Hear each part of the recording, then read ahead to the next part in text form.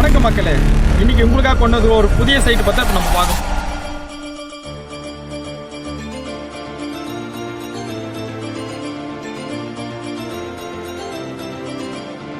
இது எங்க லொக்கேட் ஆகின்னு பார்த்தீங்கன்னா கனியனூர்லேருந்து வளையத்தூர் போகிற ரோட்டில் பார்த்தீங்கன்னா மெயின் ரோடுங்க. ரோடு பேஸ்லேயே இருக்குங்க நம்ம பிளாட். இது பார்த்தீங்கன்னா ஸ்ரீ திருப்பதி வெங்கடாச்சலபதி நகர்.